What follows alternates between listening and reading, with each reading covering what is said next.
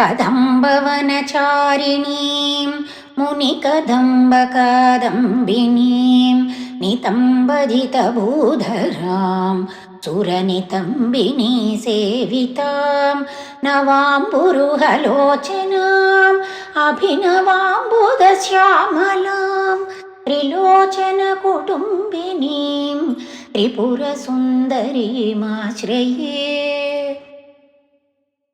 कदम्बवनवासिनीं कनकवल्लकीधारिणीं महार्घमणिहारिणीं मुखसमुल्लसद्वारुणीं दयाविभवकारिणीं विशदरोचनाचारिणीं त्रिलोचनकुटुम्बिनीं त्रिपुरसुन्दरीमाश्रये। कदम्बवनशालय कुचकरोल्लसन्मालय कुचोपमितशैलय गुरुकृपालसद्वेलय मदारुणकपोलय मधुरगीतवाचालय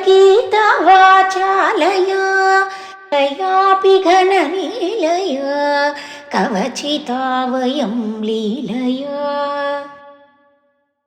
कदम्बवनमध्यगां कनकमण्डलोपस्थितां षडम्बुरुहवासिनीं सततसिद्धसौदामिनीं विडम्बितजपारुचिं विकचचन्द्रचूडामणिं त्रिलोचनकुटुम्बिनीं त्रिपुरसुन्दरीमाश्रये।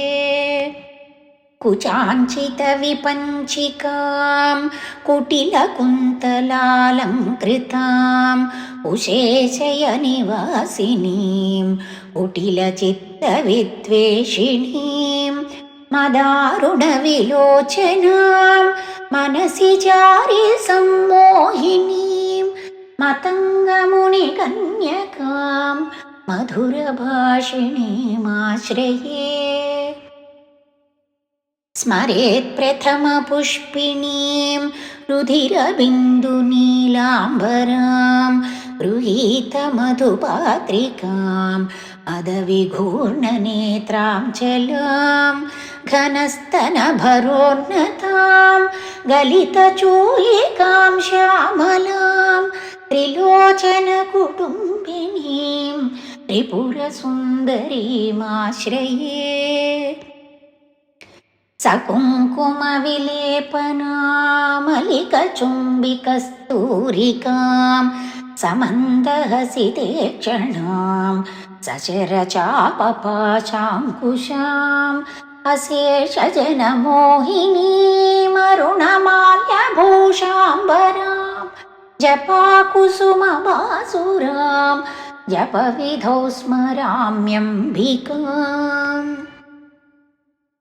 पुरन्दरपुरन्ध्रिका चिकुरबन्धसैरन्ध्रिकां पितामहपतिव्रता पटुपटीरचट्टारतां मुकुन्दरमणिमणि लसदलङ्क्रियाकारिणीं भजामि भुवनाम्बिकां सुरवधूटिका चेटिकां मुकुन्दरमणिमणि